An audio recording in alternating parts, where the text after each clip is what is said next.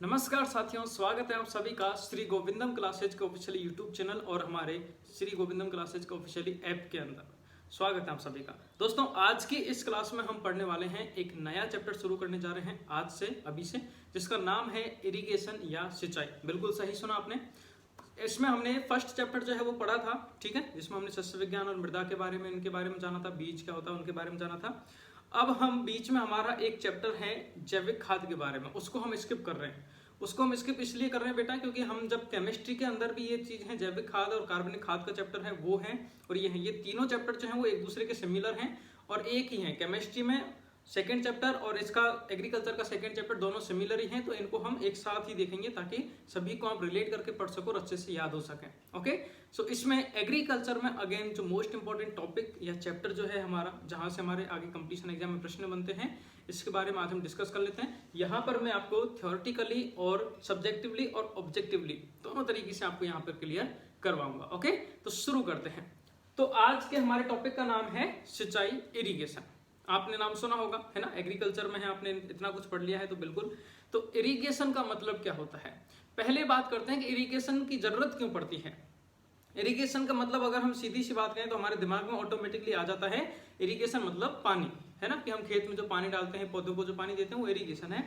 But question यहाँ पे ये लगता है कि इसकी जरूरत क्यों पड़ती है, और अगर इसका आंसर हमें मिल जाएगा तो हमें इरिगेशन की परिभाषा जो है वो आसानी से आ जाएगी। सॉरी। ओके, सो क्या होता है कि जब कोई भी खेत होता है उसके अंदर फसल उत्पादन हम करते हैं, फसलों को उगाते हैं, तो वो फसलें जो होती हैं वर्षा आधारित जल पर निर्भर रहती हैं, वर्षा पे निर्भर रहती हैं। वर्षा जल, बरसात जैसी होती है, जल जैसे आता है, उस जल को मृदा जो है वो ग्रहण करती है, नमी बनाए रखती है अपने अंदर, और फिर उससे पौधा जो है वो वृद्धि और विकास करता है उस नमी को ग्रहण करके। लेकिन एक समय ऐसा आता है कि बाई चांस अगर बरसात नहीं हुई है, फिर बरसात थोड़ी सी देरी में हो जाती है, तो उस समय मृदा के अंदर जो नमी है वो नमी क्या है, कम होने लगती है।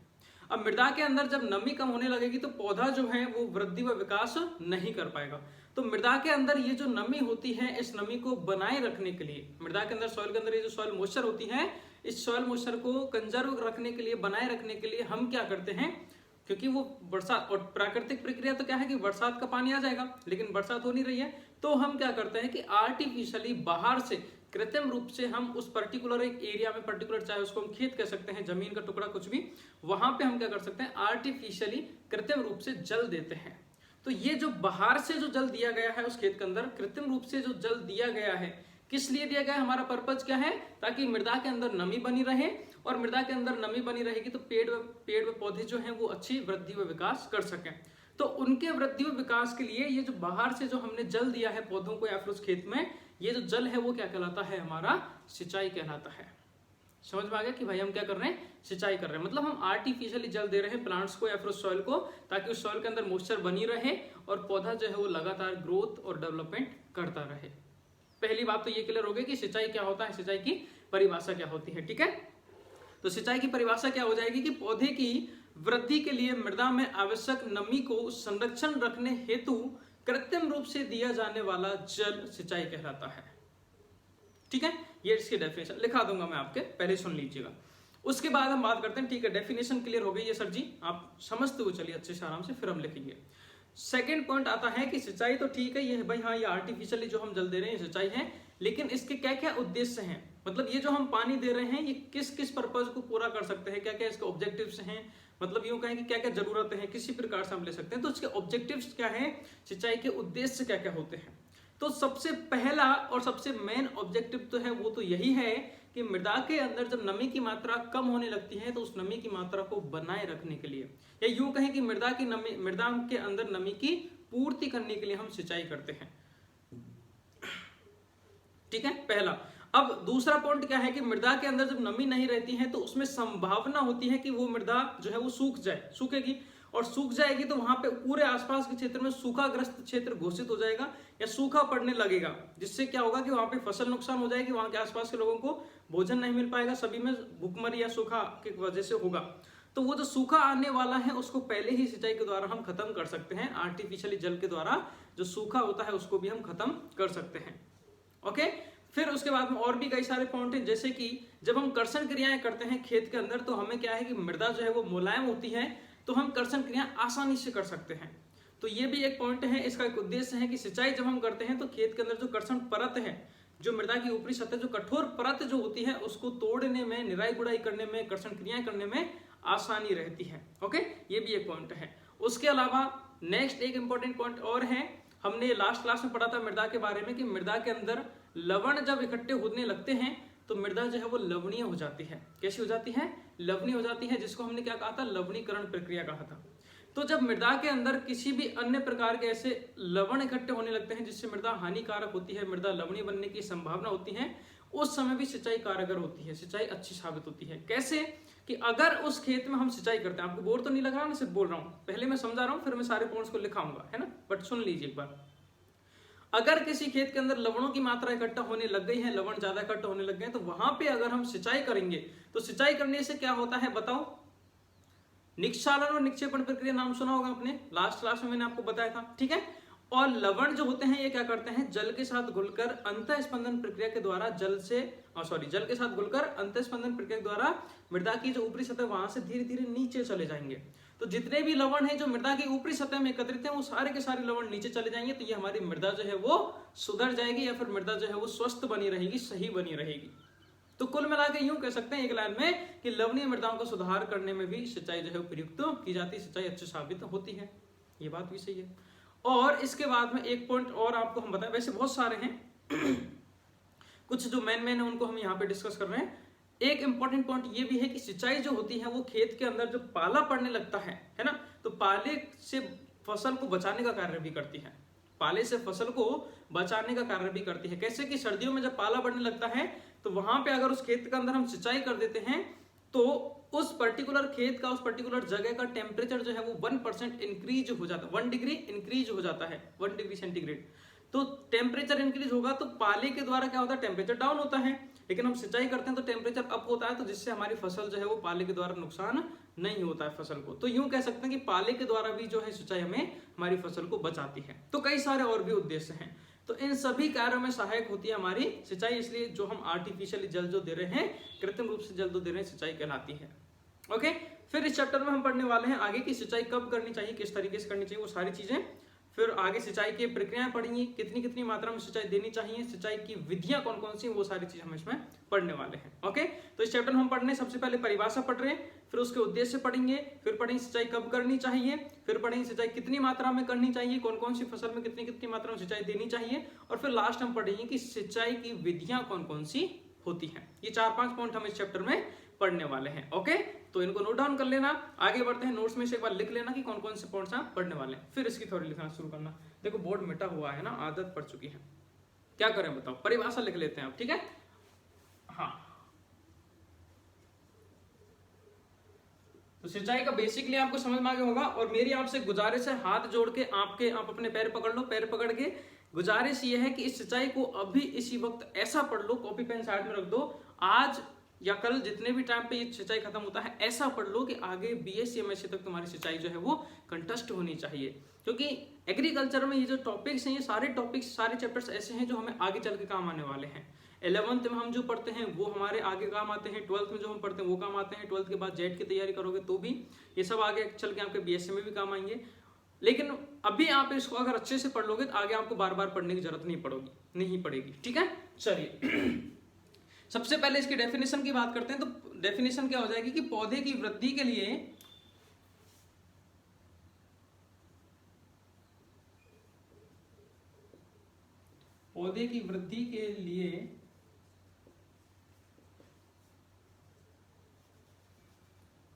मृदा में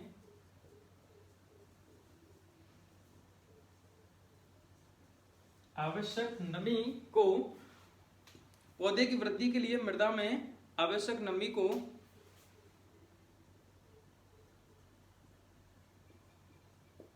संरक्षित रखने के लिए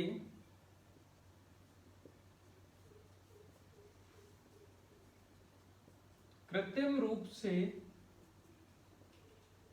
दिया जाने वाला जल, है ना, या फिर यूं लिख सकते हैं कृत्रिम रूप से जल दिया जाता है, उस जल को सिंचाई करते हैं। दिया जाने वाला जल जो है वो सिंचाई कहलाता है। जल देने की प्रक्रिया, जल नहीं, इसको पानी लिखो, है ना, जल थोड़ा अजीब लग रहा है। पानी देने की प्रक्रिया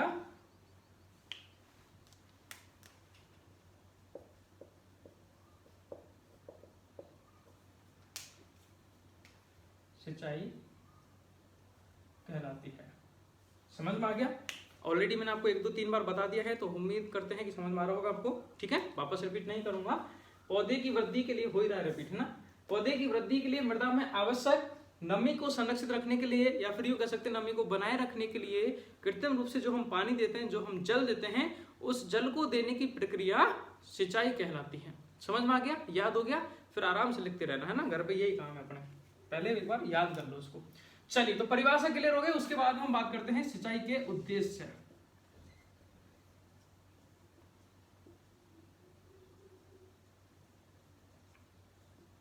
उद्देश्य क्या क्या है? तो सबसे पहला जो उद्देश्य है, मतलब ऑब्जेक्टिव, वो ये है कि पौधे की वृद्धि हेतु मृदा में जो आवश्यक नमी होती है उसकी पूर्ति रखना, है ना।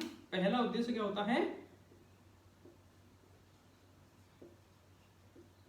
पौधे की वृद्धि हेतु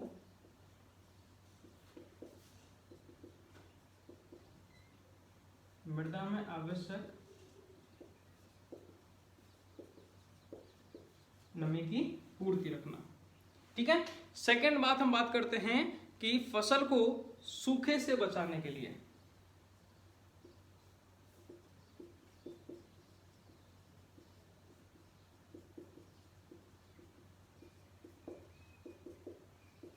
सूखे से बचाने के लिए तथा फसल उत्पादन को बढ़ाने के लिए भी हम क्या करते हैं? सिंचाई करते हैं। ठीक है। नेक्स्ट पॉइंट है कि कर्षण परत को नरम कर उसे कर्षण क्रिया हेतु उपलब्ध सरल बनाना। कर्षण परत को नरम करने में,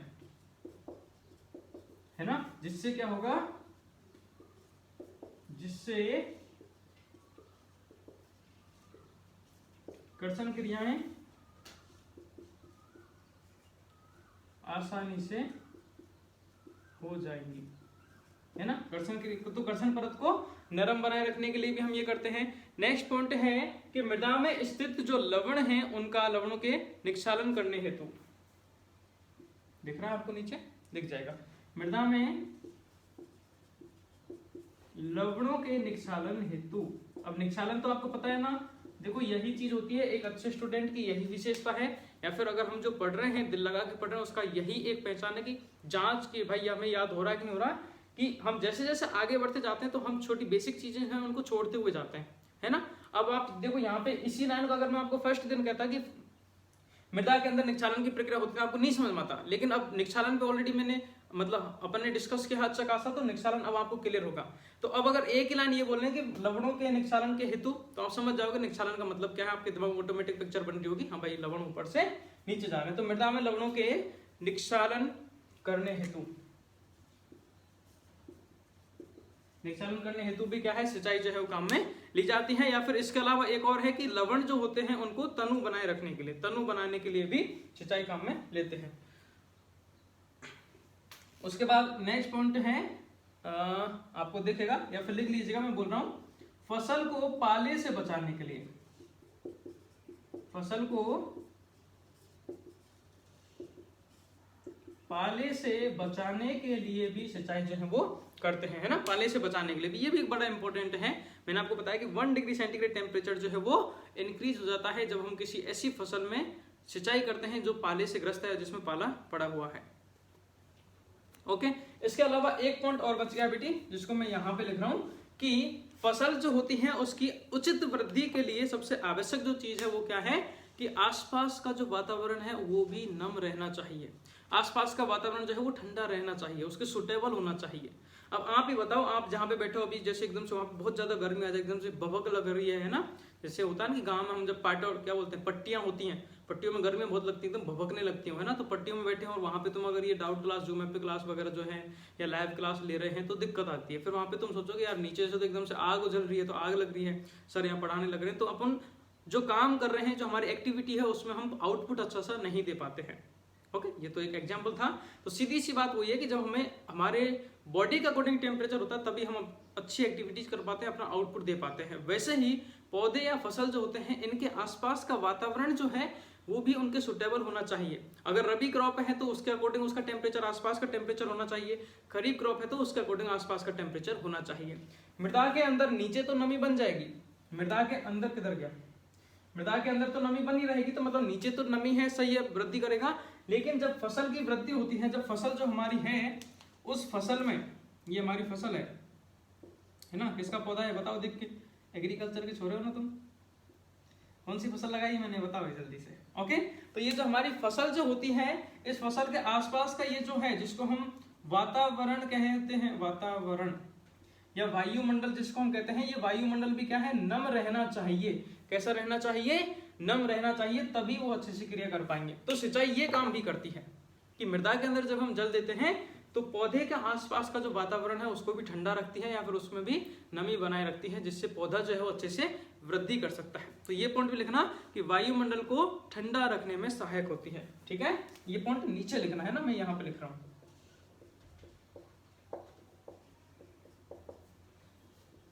वायुमंडल को ठंडा रखने में सहायक होती है। ओके गाइज, सो ये हमारे कंप्लीट हो जाते हैं सिंचाई के उद्देश्य। क्लास खत्म नहीं हो रही है, ये टॉपिक खत्म हो रहा है। सबसे पहले हमने सिंचाई की डेफिनेशन पढ़ी है, सिंचाई क्या होती है, सिंचाई के उद्देश्य क्या क्या होते हैं वो हमने पढ़ा है। मृदा में नमी बनाए रखने के लिए, फसल को सूखे से बचाने के लिए, कर्षण परत को नम रखने के लिए ताकि उसमें कर्षण क्रियाएं कर सकते हैं। ठीक है, मृदा के अंदर जो लवण है उनको निक्षालन के द्वारा नीचे भेजने के लिए या फिर लवणों को तनु करने के लिए ये उद्देश्य है, या फिर उसमें फसल को पाले से बचाने के लिए, और फसल के आसपास का जो वातावरण है उसको ठंडा रखने में सहायक होती हैं। ये सिंचाई के उद्देश्य होते हैं। अब हम बात करते हैं, ठीक है भाई, सिंचाई समझ ली हमने, सिंचाई के क्या क्या बेनिफिट्स हैं, क्या क्या उद्देश्य हैं वो हमने समझ लिए। अब नेक्स्ट पॉइंट आता है कि सिंचाई हमें कब करनी चाहिए, सिंचाई हमें कब करनी चाहिए। तो सिंचाई हम दो प्रकार से कर सकते हैं। कितने प्रकार से, दो प्रकार से कर सकते हैं। बताओ, आप सोच के बताओ। मैं आपको बोलूं कि कोई एक खेत है बेटा, उसमें देख क्या सिंचाई करनी है कि नहीं करनी है, तो आप क्या चीज ऑब्जर्व करोगे, सोचो।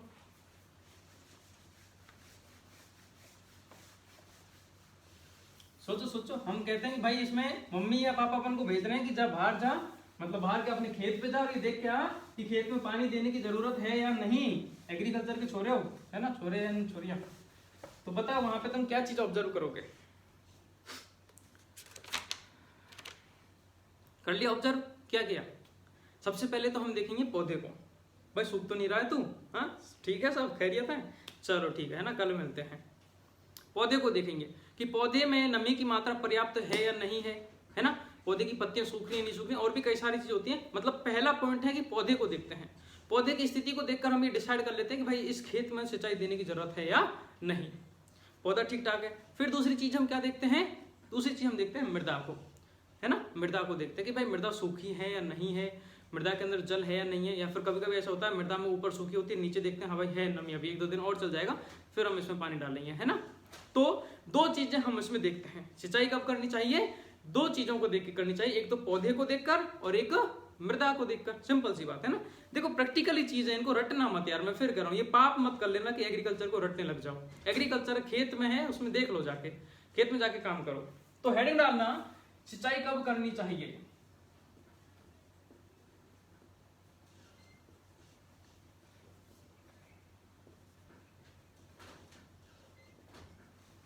है ना। आप हेडिंग डालिए बेटा, 1 सेकंड में आ रहा हूं।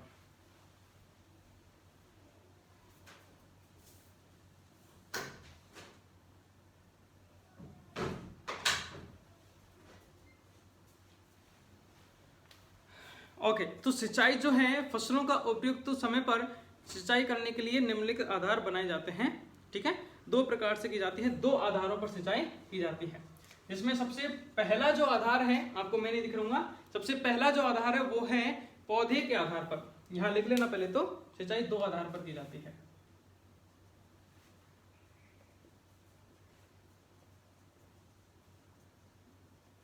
दो आधार पर की जाती है, जिसमें पहले की अगर हम बात करते हैं, क्या कह रहा था मैं, भूल गया।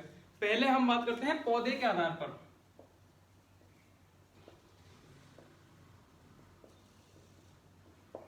पौधे के आधार पर, और दूसरा हम करते हैं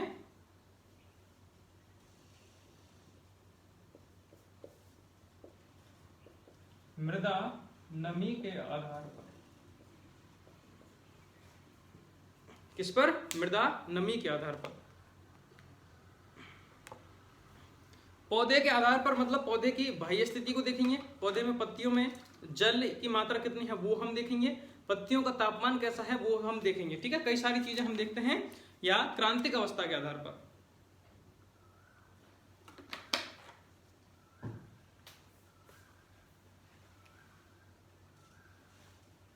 तो पहले हम पढ़ लेते हैं बेटा कि पौधे के आधार पर सिंचाई जो की जाती है वो किन किन चीजों को देखकर की जाती है, फिर इनके बारे में आपको यहाँ पे एक्सप्लेन कर दूंगा, लिखने की जरूरत नहीं है ना, क्योंकि बेसिक चीजें हैं। और मृदा नमी के आधार पर भी हम कैसे करते हैं, तो पौधे के आधार पर सबसे पहले हम देखते हैं पौधे की बाह्य स्थिति को देखते हैं कि पौधे की बाह्य स्थिति किस प्रकार की है ना। तो पहला पॉइंट है इसमें ए नंबर का, जिसको हम कह सकते हैं पौधे की बाह्य स्थिति को देखकर। ठीक है, बाह्य स्थिति देख ली किस प्रकार से है, आगे डिस्कस करेंगे। सेकंड है इसमें पौधे की पत्तियों में जल मात्रा देखकर,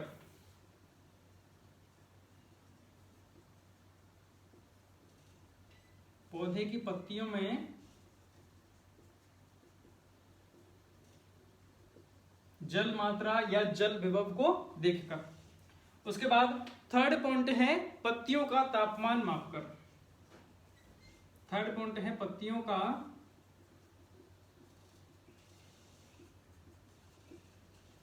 तापमान मापकर। और फोर्थ पॉइंट है क्रांतिक अवस्था के आधार पर, क्रांतिक अवस्था का नाम तो आपने सुना होगा है ना, उसके बारे में भी डिस्कस करेंगे, किन किन फसलों की क्रांतिक अवस्थाएं क्या क्या होती हैं क्रांतिक अवस्थाओं के आधार पर। ये कुल कितनी हो गई, 1 2 3 और 4 आधार हैं जिनके आधार पर हम क्या कर सकते हैं, ये डिसाइड कर सकते हैं कि फसल को जो है सिंचाई देनी चाहिए या नहीं देनी चाहिए। और लास्ट पॉइंट है सेकंड, हमारा जो आधार है वो है मृदा की नमी के आधार पर, कि मृदा के अंदर नमी की मात्रा कितनी है। उसमें एक्चुअली हम क्या है कि नमी की मात्रा हम देखते हैं उसमें फील्ड कैपेसिटी और विल्टिंग पॉइंट के आधार पर देखते हैं, वो हम डिस्कस करेंगे आगे। फील्ड कैपेसिटी क्या है, विल्टिंग पॉइंट क्या है, ये सारी चीजें हैं। ओके, सो लिख लीजिएगा इनको, फटाक से स्क्रीनशॉट ले लो। अगर आप इसको यूट्यूब पे देख रहे हैं तो, और ऐप के अंदर देख रहे हैं तो लिखो इसको। चलिए हो गया। अब देखो यहाँ पर बेसिक चीजें हैं, अगर कुछ डिस्कशन करने वाला होगा तो मैं यहाँ पे लिख दूंगा, बाकी एक एक चीज को हम डिस्कस करते हैं। ये सही था है ना, समझिएगा। अब इसमें सबसे पहले हम बात करते हैं पौधे के आधार पर। पौधे के आधार पर कैसे, कि इसमें क्या होता है पौधे के लक्षणों को, इसमें ये सारी चीजें जो की जाती हैं हम क्या करते हैं पौधे के लक्षण देखते हैं कि भाई पौधा किस प्रकार का है ना, पौधा सूख रहा है कि नहीं सूख रहा है, पत्तियां सूख रही हैं नहीं सूख रही हैं, पत्तियों में वाष्पोत्सर्जन की प्रक्रिया हो रही है नहीं हो रही है, वो सारी चीजें हम देखते हैं। तो उस आधार पर इन पॉइंट्स को रखा गया है। सबसे पहला पॉइंट है कि बाह्य स्थिति को देखकर। बाह्य स्थिति में क्या होता है कि खेत के अंदर हम सुबह और शाम जाते हैं है ना, प्रातः काल जाते हैं, दोपहर जाते हैं या शाम को जाते हैं, और देखकर हम खेत का अवलोकन करते हैं या फिर खेत का मूल्यांकन करते हैं, खेत को देखते हैं किस प्रकार से है। और अगर हम ये देख पाते हैं कि सुबह शाम दोपहर जाने पर हम देख रहे हैं कि उसमें टाइम ड्यूरेशन में अगर पत्तियां सूख रही हैं या पत्तियां मुरझा रही हैं, तो मतलब हमें उस खेत के अंदर या फिर उस फसल में हमें सिंचाई देनी चाहिए। सिंपल सी बात है ना। तो बाह्य स्थिति देखकर कि अगर उसमें पत्तियां जो है वो क्या हो रही हैं मुरझाई हुई हैं, सुबह हम जाएंगे तो पौधा सही है, फिर दोपहर जा रहे हैं, अब इतना तो रेगुलरिटी नहीं करते हैं वैसे, इतना तो हम पढ़ते ही नहीं है ना, कि 3 टाइम पढ़ रहे हैं तो खेत को जाके कौन देखेगा। बट फिर भी एक साइंटिफिक मेथड के थ्रू तो यही है कि सुबह दोपहर और शाम को जाके देखें, या फिर सुबह देखा और फिर शाम को जाके देखा। और अगर हमें ऐसा लगता है कि पत्तियां सूखने लग रही हैं, पत्तियां मुरझा रही हैं है ना, या फिर पत्तियां थोड़ी सी ढीली पड़ रही हैं, तो हमें करना चाहिए कि हमें सिंचाई देनी चाहिए। तो इस आधार पर हम सिंचाई दे सकते हैं है ना, तब हम सिंचाई कर सकते हैं। हम क्या पढ़ रहे हैं कि सिंचाई हमें कब करनी चाहिए, क्वेश्चन ये है कि सिंचाई हमें कब करनी चाहिए। तो पहला पॉइंट, पौधे की बाह्य स्थिति को देखकर अगर वो मुरझा रहा है सूख रहा है तो हमें सिंचाई करनी चाहिए। दूसरा है पौधे की पत्तियों में जल की मात्रा को देखकर। इसमें क्या होता है, पौधे की जो पत्तियां होती हैं, पत्तियों की स्फीति और उनमें वर्तमान जल विभव या जल की मात्रा को मापा जाता है। ओके, और माप कर उसमें पौधे के अंदर जो पत्तियां होती हैं उनमें जल की मात्रा को मापा जाता है, और जल की मात्रा के आधार पर कि भाई कितनी मात्रा है या कितनी नहीं है, पत्तियों की स्फीति मतलब किस प्रकार से है, सही है एकदम अस्पष्ट है कैसे है, उसके आधार पर फिर हमें सिंचाई करनी चाहिए। ओके, पौधों में पत्तियों में जल की मात्रा कितनी है उसके आधार पर। थर्ड पॉइंट हमें पत्तियों का तापमान मापकर, पत्तियों का तापमान भी मापते हैं। ठीक है, कि जब मृदा व पौधे में पानी की कमी होने लगती है, मृदा के अंदर या पौधे के अंदर पानी की कमी होने लगती है, तो क्या होता है, पत्तियों के अंदर जो स्टोमेटा जो होते हैं, जो पर्णरंध्र होते हैं, वो आंशिक या पूर्ण रूप से बंद हो जाते हैं, है ना। जब पौधे के अंदर मृदा के अंदर या पौधे के अंदर पानी की कमी होने लगती है, क्योंकि स्टोमेटाज के थ्रू क्या होता है, पानी जो है वो वाष्पोत्सर्जन के द्वारा बाहर उठता है। लेकिन जब पौधे को लग रहा है कि भाई मेरे पास पानी नहीं है, तो स्टोमेटा बंद हो जाते हैं। अब स्टोमेटा बंद हो जाते हैं तो क्या होता है, वाष्पोत्सर्जन नहीं हो पाएगा, है ना। वाष्पोत्सर्जन क्या होता है कि पौधे की पत्तियों के जो छिद्र होते हैं वहां से पानी का बाहर निकलना, है ना। तो वाष्पोत्सर्जन नहीं हो पाएगा तो पत्तियों का टेम्परेचर जो है वो बढ़ने लगता है। समझ में आ गया कंसेप्ट कि भाई अगर नमी की मात्रा, मृदा के अंदर नमी की मात्रा या पौधे के अंदर पानी की मात्रा कम होने लगती है, तो क्या होता है कि स्टोमेटा जो है वो बंद हो जाते हैं, क्लोज हो जाते हैं। स्टोमेटा क्लोज हो जाएंगे तो स्टोमेटाज के थ्रू क्या होता है, वाष्पोत्सर्जन की प्रक्रिया होती है, तो वो नहीं हो पाएगी, वो बंद हो जाएगी। वाष्पोत्सर्जन नहीं हो पाएगा पौधे के अंदर, तो पत्तियों का तापमान जो है वो बढ़ने लग जाएगा। पत्तियों का तापमान मापकर, तो पत्तियों का तापमान जब बढ़ने लग जाता है तो इस विधि में हम क्या करते हैं, तापमान किसके द्वारा देखते हैं, इंफ्रारेड थर्मामीटर के द्वारा देखते हैं। किसके द्वारा, इंफ्रारेड थर्मामीटर। ये चीज लिखने लायक है भाई, इंफ्रारेड थर्मामीटर के द्वारा हम क्या करते हैं, उन पत्तियों का तापमान मापते हैं कि तापमान किस प्रकार से है, और देखते हैं कि तापमान बढ़ रहा है तो हमें वहां पे मतलब सिंचाई करनी चाहिए। ये पॉइंट क्लियर हो गया, आपके समझ में आ गया। सिंचाई का निर्धारण करते हैं कि भाई तापमान कितना है, तो उस आधार पर हम उसमें सिंचाई करेंगे। उसके बाद में नेक्स्ट पॉइंट है क्रांतिक अवस्थाओं के आधार पर। क्रांतिक अवस्था क्या होती है, क्रांतिक अवस्था ये होती है कि भाई तुम्हारा सुबह नाश्ते करने का टाइम है 8 बजे का, अब 8 की 9 बज गई, 9 की 10 बज गई, 10 की 11 बज गई, मम्मी ने झेल लिया, ठीक मतलब तुमने झेल लिया कि हाँ मम्मी जी अब ला रहे हो, अब ला रहे हो, अब तो ले आओ, अरे ले आओ अब तो, है ना। नहीं ला रहे, लेकिन मम्मी जी कुछ काम में फंस गए, भैंस ढोर का काम करने लग गए। हमारे साथ तो यही होता था बचपन में, बचपन में कभी भी होता। हमारी माता जी जो होती हैं उनको भैंसों से बड़ा प्यार होता है ना, गाय भैंस जिनके घर पे उनको पता होगा, मतलब बेटा भूखा बैठा रहेगा लेकिन गाय भैंस नहीं चिल्लानी चाहिए, अगर वो चिल्ला गई तो भज के जाता है। उनको कभी खड़ देना, है ना, कभी शांति करना, ये करना, हम बैठे भले इधर से, है ना। और हमारे तो क्या है कि हम बचपन से बाहर हैं, मतलब मैं 6-7 क्लास से घर से बाहर हूँ, और वही होली दिवाली पे घर पे जाना होता है। तो हमारे क्या होता है कि अब घर वालों को ये भी पता है कि भाई इसको तो सब कुछ आता है, बनाना भी। अब 2 बार से अगर तीसरी बार ये कह दिया कि भूख लग रही है मम्मी, हाँ तो जाके बना ले, एहसान कर रहा है क्या, है ना, ये हमें ताना मिलता है। चलो ये तो जोक था एक। क्रांतिक अवस्था का मतलब क्या होता है कि अगर तुम्हें सुबह 8 बजे भूख लगी है, 9 बजे 10 बजे तक सहन करोगे, 11 बजे तक भी सहन कर लोगे, 11 बजे अगर तुम्हें कुछ खाने को नहीं मिला तो तुम गैरोस हो जाओगे, चक्कर खा के गिर जाओगे, या फिर घर में बवंडर हो जाएगा, रामायण महाभारत सारे एपिसोड वहीं शुरू हो जाएंगे, है ना, वहीं बनने लग जाएंगे। तुम लोग बनाते हो ये रामायण महाभारत। तो ये क्या है कि एक टाइम पे आके एक टाइम तक सहन करते हैं, उसके टाइम बाद अगर नहीं मिला तो हमारा गुस्सा बढ़ जाता है। पौधे की वृद्धि व विकास जो है पानी पे निर्भर करती है, ठीक है। अब पानी उनको अगर नहीं मिल रहा है तो एक टाइम तक तो पौधा जो है उस पानी की कमी को सहन करता है कि हाँ अभी आ जाएगा, अभी आ जाएगा, लेकिन एक लेवल के बाद में, एक टाइम के बाद में, या फिर एक पौधे की वृद्धि की एक पर्टिकुलर एक ऐसी स्टेज जिस पर अगर पानी नहीं मिला, उस अवस्था पर अगर पौधे को पानी नहीं मिला तो उस पौधे की वृद्धि व विकास नहीं हो पाएगी, और पौधे की वृद्धि विकास नहीं हो पाएगी तो उत्पादन में कमी आएगी। तो उस पर्टिकुलर स्टेज को, पर्टिकुलर अवस्था को हम क्या कहते हैं, क्रांतिक अवस्था कहते हैं। कि भाई भले आधे दिन भूखे रख ले लेकिन उस टाइम पे तो खाना देना जरूरी है। तो जो पर्टिकुलर स्टेज जो होती है, अवस्था जो होती है, उस अवस्था पर तो कंपलसरी है पानी तुम्हें फसल के अंदर देना ही देना है। बाकी अवस्थाओं पे भले मत दो, अगर है एक्स्ट्रा है तो दो, वरना नहीं दो, लेकिन उस अवस्था पर पानी देना बहुत जरूरी है, नहीं तो पौधे की वृद्धि और विकास जो है वो रुक जाएगा। तो पौधे के अंदर ये जो क्रांतिक अवस्थाएं हैं वो कौन कौन सी होती हैं, किस फसल के अंदर कौन कौन सी क्रांतिक अवस्थाएं होती हैं, कब कब होती हैं, उन सभी के बारे में हम इसमें डिस्कस करने वाले हैं। तो मैं एक टेबल बनाता हूं, अभी हम इसको टेबल को पढ़ेंगे, फिर ये सारी चीजें डिस्कस करने वाले हैं, ठीक है। तो ये कर लेते हैं, ये काम भी पूरा कर लेते हैं आज ही, है ना। तो हेडिंग डालना यहाँ तक समझ में आ गया, इसको भी थोड़ा सा ड्यू रखिए, क्रांतिक अवस्था वाले टॉपिक को कर लेते हैं क्योंकि ये इंपॉर्टेंट हमारे आगे भी आएगा, फिर उसके बाद में इस पे लेके आऊंगा मैं आपको। चलिए, तो हेडिंग डालना सिंचाई के लिए फसलों की क्रांतिक अवस्थाएं। क्या हेडिंग डालनी है, सिंचाई के लिए, लिखो, मैं नहीं लिख रहा, लिखो, सिंचाई के लिए फसलों की क्रांतिक अवस्था। एक बार सुन लिया, अब इसको लिखो, अपना आप याद हो जाएगा।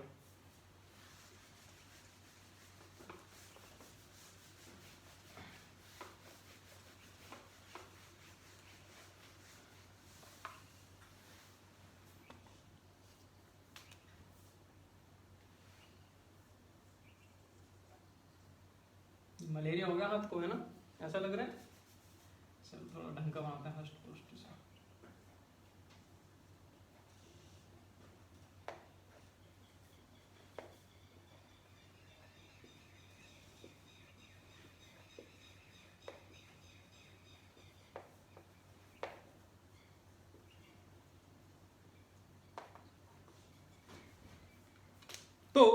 इसमें हम क्या करेंगे, एक तरफ तो हम फसल लिखेंगे